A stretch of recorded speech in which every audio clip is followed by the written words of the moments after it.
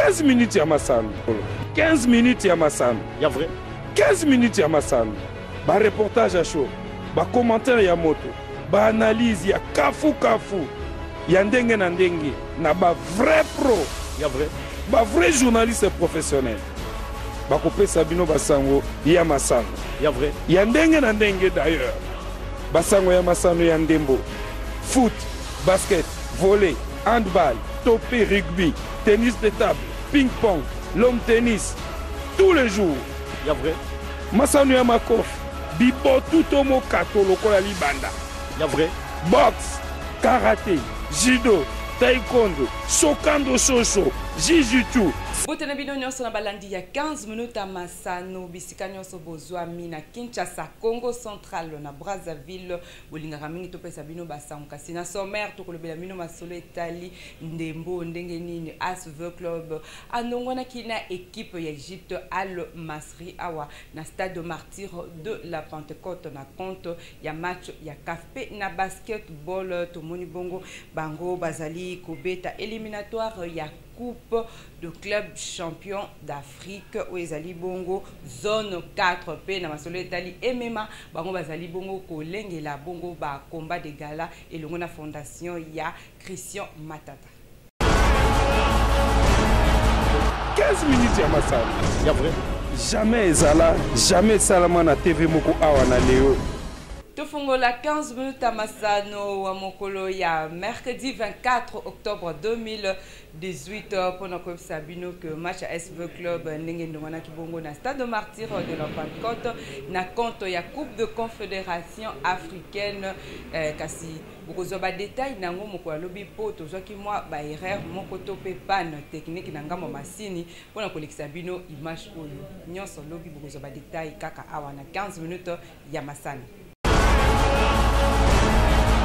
15 minutes ya masano ya vrai jamais ezala jamais salama na TV moko awa na leo. Toke bongo na ngambo ya Lifkin Ligue de football de Kinshasa oye kama makaipa le président Désiré Bonina mokolo ya mardi basaisa kibongo cérémonie mibale ba remeta kibongo ba équipement et pas ya ba arbitre stagiaire oyo balanda kibongo ba séminaire topé ba formation ba équipement complet o bakoko salela na bakati ya match soki bakoti na terrain ndenge nini bakoko kolata topé ba bima na bango kasi ngambo ya ba journaliste topé ba pandisango bango pe ba assistaki na ba cérémonie na bango sur le 17 loi ya G ya football na kati ya terrain ndenge nini ba joueur makamuso elekanaka ndenge o biso to benga ka eloko muso kokoloba oyo ezali touche tope oyo ezali eloko boye kasi kuna ndenge FIFA atie lisusu 17 loi yango nde ba expliquaki ba journaliste kasi ba remetaki bango ba brevet na ba pandisango nyonso bazalaki na kati ya cérémonie wana to pe ba oyo na kati ya malakisi bazwaki bapesaki bango mwa ba brevet na micro ya 15 minutes ya Masano ba pandisango bazangaki te kolobela ba brevet na bango to pe ba formation pe eloko nini oyo bango bakangaki na mitu na bango bolanda bongo na micro ya John Poipe Roger Boya bazalaki wana na stade de Martyr de la Pentecôte. Est-ce que vous allez à Makassi de Roger Kandingo Outi Koloba, il y a participé vraiment à un séminaire Oyo, qui basé sur le 17 loi, il y a football. Au début, il y a un téléphone, le monde évolue. Tous les opportunités déjà, il y a un loi, on a déjà un téléphone, mais aujourd'hui, avec un instructeur CAF, avec la bénédiction et l'Ifkin, interprétation et test. On a fait déjà les tests, mais l'interprétation, c'est quoi les tests, ainsi que les modifications, qui parmi les 17 lois, et ça qui est tellement important pour que tu sois journaliste, tu sois journaliste. La plupart, il y a des cas, mingi, et ça a beaucoup plus d'erreurs d'arbitrage. Ou peut-être bisomo côté na biso pandisango.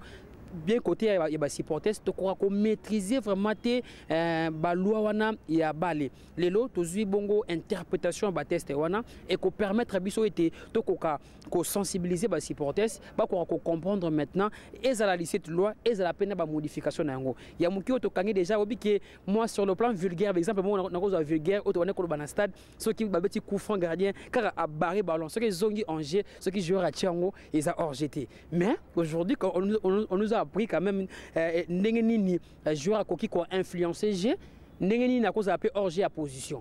Donc biloko to wana to oti ko ye ko lango et ko permettre biso sikoyo to ko sensibiliser ba supporters na biso ezala ya Imana, ezala ya Vita, ezala ya Mazembe, ezala ya bandeko ya Renaissance pour être to bana ko éliminer malembe ba violence na niveau ya ba installation sportive na biso na mboka ya République démocratique du Congo.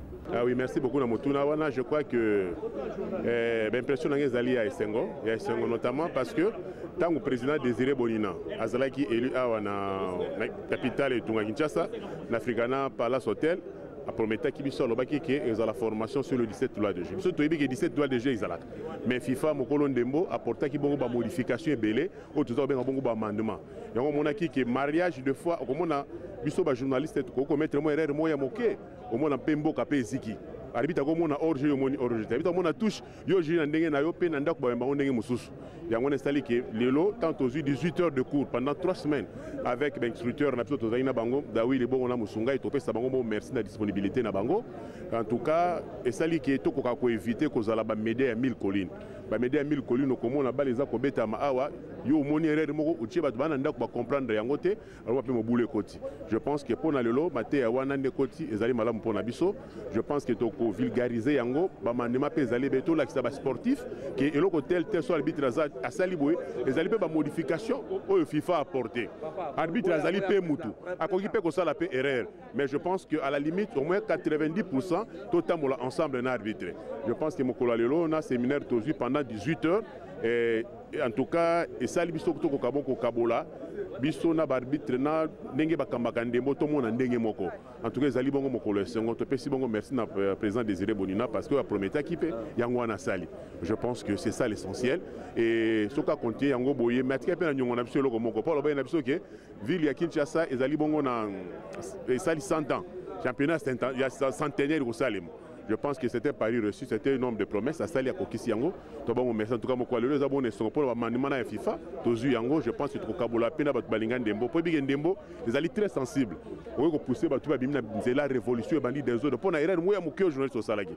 Je pense que tu as été Batou Balingan Dembo dans sens soin. Je pense qu'il y a mon collection. Toké bongo na basketball, bongo bazali komi lengele po na éliminatoire ya club champion d'Afrique où ezali bongo zone 4 bazali déjà komi lengela totali équipe ya CNS bango ndenge basaki ba entraînement na bango na elongo na coach na bango Ade Koko ye azangaki kolobate na micro ya 15 minutes masano azali ko déplorer masolo ndenge nini ba entraînement ezali ko salema vraiment na ndenge ya malamu te kasi bazana assurance na ba championnat au top éliminatoire bazali ko beta bango ba kokende toujours libotso bolanda bongo coach Ade Koko na micro ya 15 minutes masano John Poi azalaki wana na Patricia Ngoma.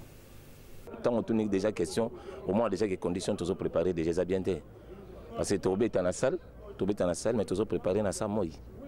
Tu es préparé dans sa moi. Et puis à midi, donc conditions déjà difficiles.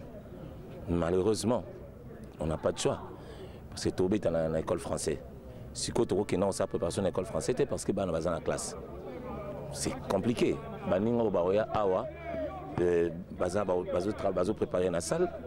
Dans le palais des sportifs, c'est difficile, je vous dis, parce que même ma shot, mon pépé.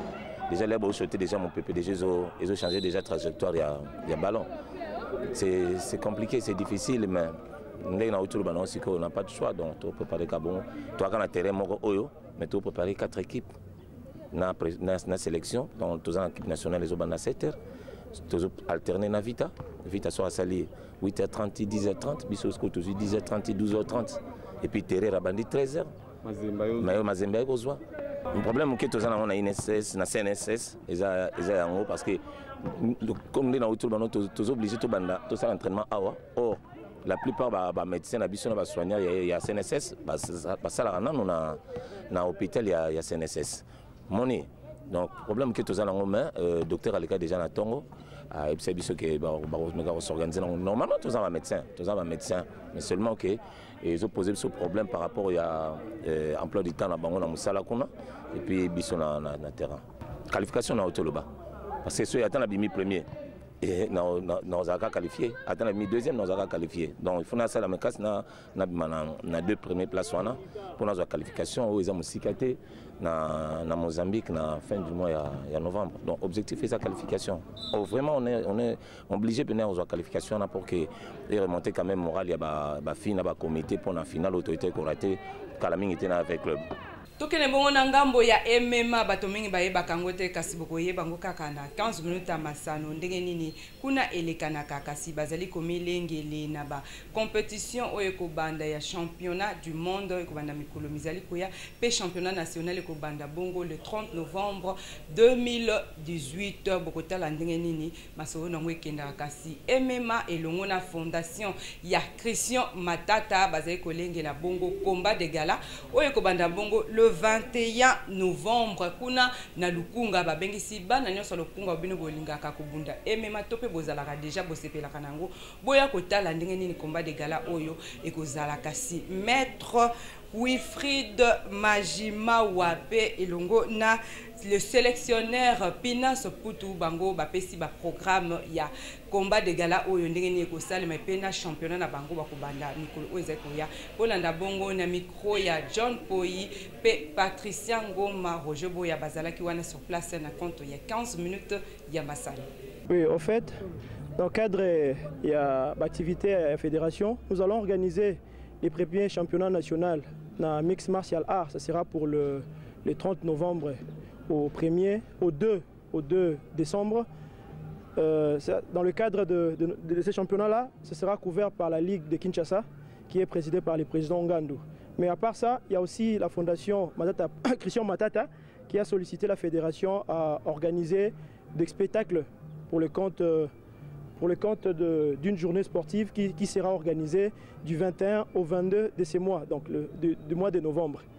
Donc nous sommes là en train de préparer, nous sommes déjà en train de faire de couples et je pense qu'avec l'appui de notre coach national, je pense que ça sera une très bonne chose. Oui, nous sommes dans la présélection. Ici, les entraînements, c'est pour la présélection. Nous sommes en train de voir les meilleurs, c'est ces gens-là qui vont vraiment participer. Et nous allons prendre la plupart des athlètes de Lukunga parce que ce sera une manifestation qui sera organisée à Lukunga. Et donc, nous avons intérêt de prendre les gens de Lukunga et de faire participer certains de nos athlètes qui sont déjà rodés par rapport à la discipline. C'est un peu ça. Que le ministre des Sports qui puisse attirer attention plus dans la fédération parce que nous avons beaucoup de défis à relever. Et il n'a pas à nous laisser. Nous avons le championnat du monde qu'on doit participer au mois de novembre. Je crois que s'il nous soutient, ça sera une très bonne chose. Et je crois que comme il nous a toujours soutenus antérieurement, je pense que cette fois-ci aussi, il va nous soutenir et la fédération sera toujours en merveille. Merci. Entraînement isolé comme l'amour, toujours ça la présélection, tout pour avoir qui toko bon na art toujours ça là, mixed martial art. Donc avec le président Baïgon, notre président qui nous soutient tous les jours. J'ai jamais vu un président qui vient tout le jour dans la préparation à l'entraînement Baclette. Lui il vient tout le lundi, vendredi, dimanche. Ce qui est entraînement Mozali à Koya. Donc il nous assiste, il nous aime trop, il aime l'art. Donc c'est pour cela, tout ça dans la préparation, il y a la préparation, dans la compétition. Au fait de ça là, il y a une compétition mondiale, il y a Baclette. Et puis compétition, il y a Ligue, il y a compétition, il y a Fondation Matata. Non, c'est comme là. Voilà, je vous assure, tous les Quinois, Congolais, donc partout dans le monde, ce image est comment. Dans l'Afrique du Sud, dans l'United States, dans le Robake, boss de la spectacle à Malam. Moi, je suis à South, là où je viens, dans le guys, tout travailler. Plus du spectacle. Congo, du spectacle. Parce que c'est la première fois dans l'histoire, dans le Congo, MMA et Botam. Tout ça, c'est comme on a énorme Sengeli, dans l'Afrique du Sud, dans le Japon, dans les États-Unis, dans l'UFC. Donc c'est un peu ça, on essaye d'y arriver. Mais je crois bien, avec tout ce que je suis en train de faire, nous allons faire des bons spectacles. Je vous remercie. Avec le président, le soutien du gouvernement, on vous demande vraiment l'aide. Merci. Avec le président Baïgon, merci pour votre soutien.